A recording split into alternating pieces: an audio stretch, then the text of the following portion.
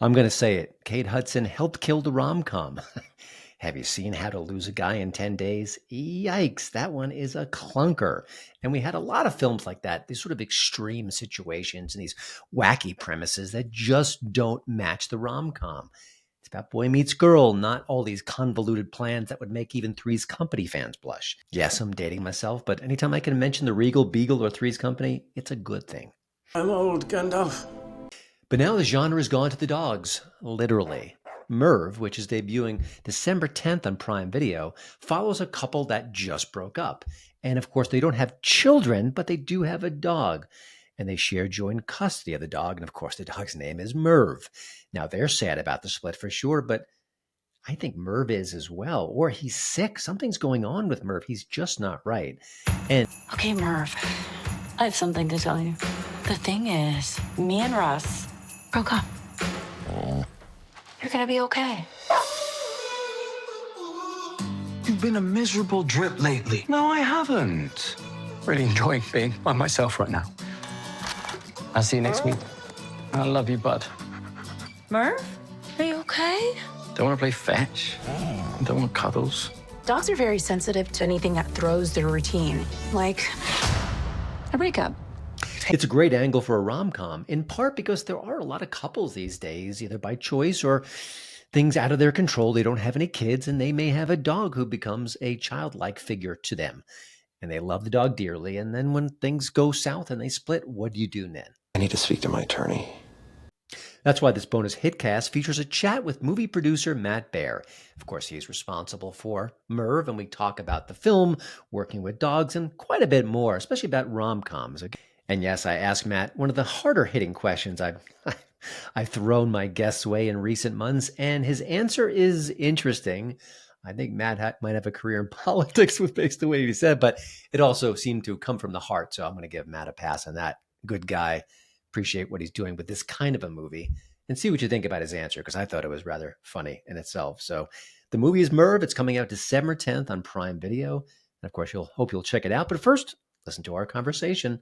Find the behind-the-scenes information, all the things you want to know about Merv. Matt, thank you for joining the show. When you think about the hook behind Merv, it's almost too perfect. A couple that split, they're co-parenting a dog. If they kind of have this clumsy reunion in a sense.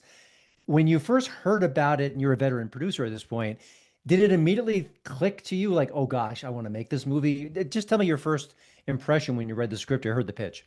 My first reaction was, it is so challenging, especially in the romantic comedy genre, to find something that has a unique hook. Yeah. And I thought, okay, well, a split couple who shares custody of their dog. That's unique. Now, what is wild about my own journey on Merv is it's been 11 years. Oh, wow. Is that when I started, that was a unique idea. But now, in particular, post-COVID, COVID changed everything with the dynamic of people and their dogs.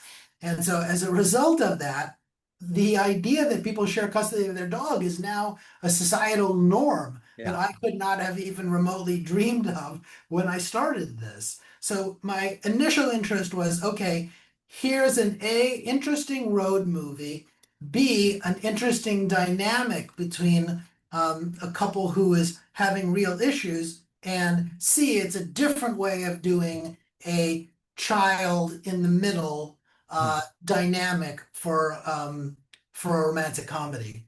Yeah. And I guess in a way it works out better for you because now it's even more relatable because there are many families and many couples maybe who are going through something similar. So the time is on your side. The leading mystery of filmmaking as a producer is that there is such a long gestation project. I made a film called Unbroken, and Unbroken took 17 years to get made. So the timing every once in a while, because you never know when the movie is going to come out, let alone get made. The timing of Merv being relevant the way that it is so fantastically wonderful for it to reach its journey's conclusion around this time. Yeah.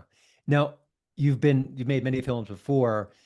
This isn't a case where there's a cute dog in a scene or two, or part of the background, or sort of a subplot. Merv is a leading actor here. Yeah. What did you learn through this process of working with dogs? Either, oh my gosh, it's actually a little bit easier than actors, or oh my gosh, I I'll never do it again. Tell me a little bit about sort of the process for you as a filmmaker.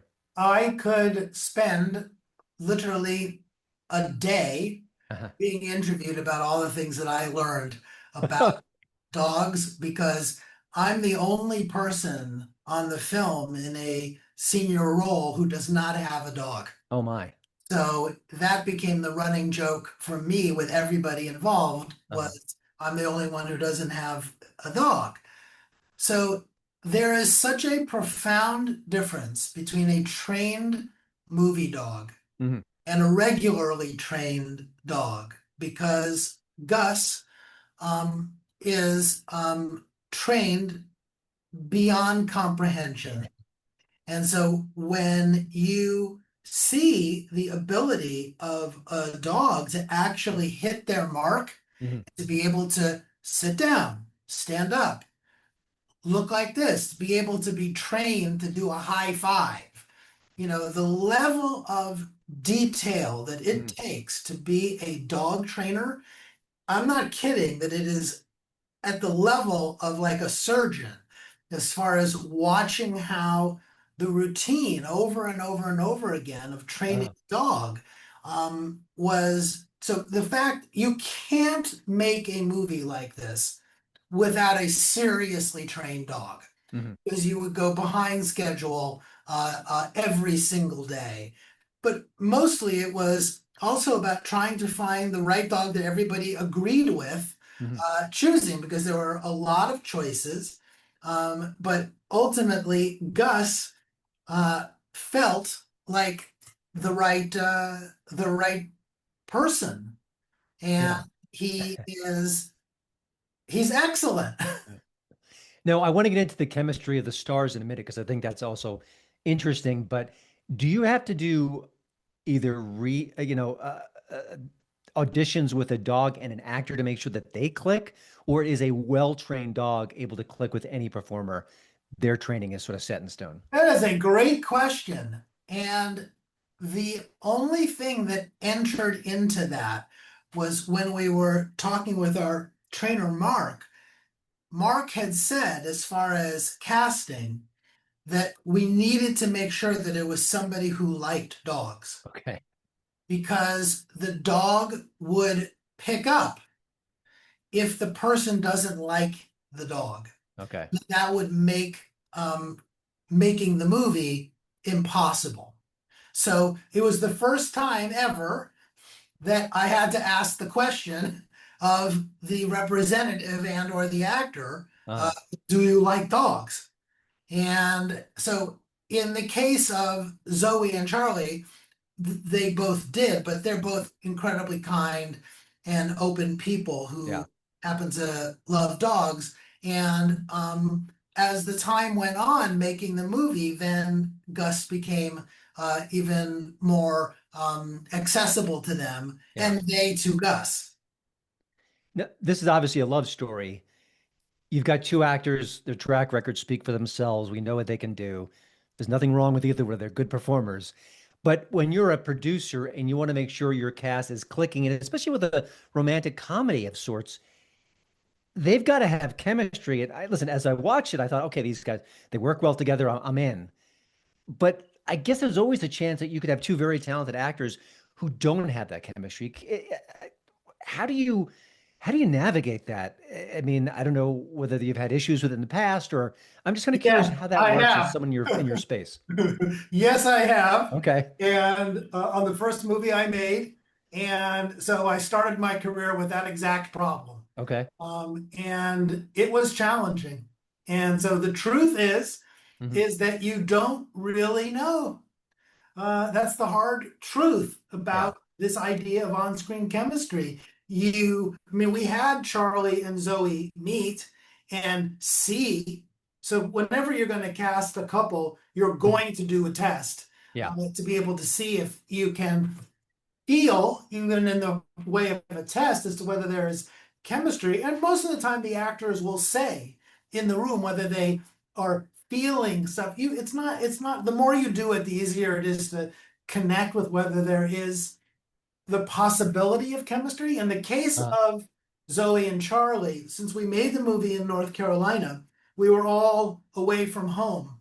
And so we spent a lot of time together, and they instantly connected. They connected with Jess, our director, and Jessica spent a lot of time with Charlie and Zoe before we were shooting, doing rehearsals and getting them to be friendly with each other. And they became very, very, very good friends. Yeah. So that, I think, is contributes to the fact that they really do have good chemistry. I would also say that a large part of that has to do with, are they good actors? That's also a part of the dynamic that I think that the movie really benefits from, is that a lot of times with romantic comedies, the actors are fair or so-so. But when you have real actors like we have, who can navigate the emotional turns that the movie takes, then I think that kicks it up a notch as far as why I think the movie works, because there's a reality to their chemistry, and they're grown-ups. They have a sense that they've lived, and that this is a unique experience for both of them. In recent years, it seems like romantic comedies have been less in favor. Maybe you're seeing more on streaming platforms than actual in theaters. There were Ticket to Paradise, I think, was with George Clooney, which was actually rather charming. I don't think we'll ever want. I don't think we'll ever not want these movies. They seem to fit a purpose. It's a great date night. But Hollywood has seemingly struggled with this. And maybe that's my interpretation, not yours. But any thoughts on just this arena, and did that actually make you more eager to kind of tell a story like Merv? It's one of the hardest parts about being a veteran producer is seeing how genres shift. Okay.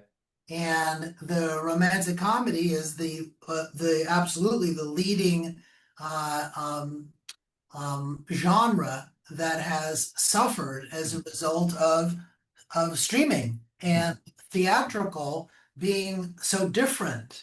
I mean, the list of romantic comedies, from My Best Friend's Wedding and movies that stand the test of time, being big hits theatrically, propelled the theatrical whole ideology of people going to the movies to see that. But the idea of what COVID did to people going to the movies had a tremendous impact on the genre. And so it's fortunate that streaming is now allowing romantic comedies to be made. They're not saying, any of the leading streamers, they're not saying, oh, we want nothing but romantic comedies, but they are open to doing them. And so, and keep in mind also that the cost of marketing movies is so astronomically high that the studios now will say, okay, am I going to spend 30, $40 million on marketing a movie theatrically that's a romantic comedy? So the streaming universe, it doesn't have that amount of money that has to be poured into marketing the movie, which makes it easier via social media to promote the film. So as far as for me, the fact that the movie is made is a major victory on its own, as far as the fact that it's existing. But I certainly know that the audience is always going to be there for them. And in the case of Merv, I think it's an elevated form of the genre right now. Yeah. I want to just circle back on something you said about the costs of marketing a movie exploding in recent years. My only thought is that maybe because there's so much clutter and there's so much noise in the media marketplace, to slice through that requires more blood, sweat, and tears. Is that part of it, or why do you think that has changed? It's purely financial. And I'm learning in the course of being a part of marketing and promoting the movie. Uh-huh. This is the first time for me that I've been working on a film for a studio that has such massive access in Amazon's case of being able to explore all of the social media elements of marketing now. So if you talk to any marketing head at any studio now, they'll tell you that 60% of their campaign is now built around social media.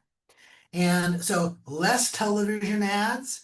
The whole way that I grew up with movies being marketed is very, very, very much changed. And the idea of the influencer as somebody that an audience is paying attention to, that's a new thing. Yeah. So it boils down to, will the studio feel that they are spending this amount of money and get their money back? It's different if you have Wicked or movies that have such enormous scope, where you say, okay, I'm going to invest $150 million total into a movie to get people to come to the theater.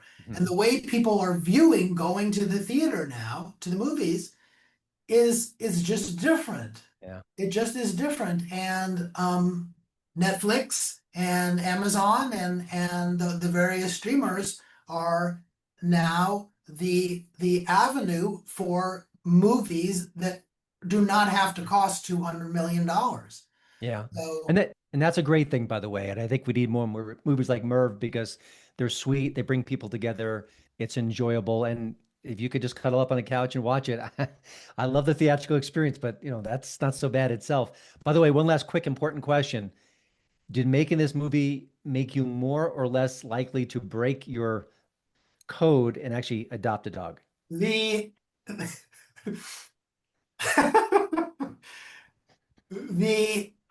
the best answer that I can give is I have two sons, a 28-year-old and a 24-year-old. Uh-huh. And so as far as my having unfettered love and something that I pay attention to deeply, Uh-huh. those are my sons. And I love and understand dogs more than I could ever imagine. And the hilarious thing was, and my wife would tell me about this all the time, was that whenever we were at somebody's house, 100% of the time, the dog would come up to me, and because they were somehow sensing that I was a decent person. So I do have this connection with dogs, but I've never felt the urgency to have one. And also, I think it's been driven by the fact that I do feel an incredible amount of love and affection in my life from my family. But I also understand now more than ever how dogs can also fill that role of love in people's lives. Gotcha. And really appreciate it. My dog is sitting next to me. He does listen to what you had to say. He understands your reticence and he appreciates your honesty in that regard. But of course, the movie is Merv. It comes out December 10th on Prime Video. Do check it out. A romantic comedy, great cast, including Patricia Heaton, by the way. I didn't get a chance to talk about her. She is a legend in herself. So, Matt, thank you so much for your time, your candor, and maybe make another movie with a dog. Maybe that'll be the next baby step for you. I somehow suspect that will happen. Thank you. Okay, you got it. Thank you. Well, thanks for joining. Well, thanks for checking out this bonus episode of the Headcast. And by the way, another apology. The audio on our last show was a little bit wobbly during the interview segment. We had an echo issue. So I think everything is ironed out at this point. But again, I apologize. Never want to kind of put out an inferior product, but I also wanted to stay true to the people I interviewed to make sure that their word got out as well. So I kind of weighed that above the technical glitch. So again, apologies, but things should be smooth going forward right now. Fingers crossed. Technology is a wonderful thing and also a demon at times. But of course, if you enjoy this show, and if you forgive me for that audio glitch, I hope you'll share the show around, maybe, give it a like, a subscribe, do all the things you do, or just check out HollywoodInToto.com. It is my website. And like the show, it is the right take on entertainment. But, we can have apolitical moments here and there. Nothing wrong with that. My chat with Matt Baer of Merv fame is just that. We don't always have to wallow in the mud of politics. Sometimes we can just talk about movies and entertainment. That's A-okay and actually quite refreshing. Now go out there and have the very best week possible. Merv's orders.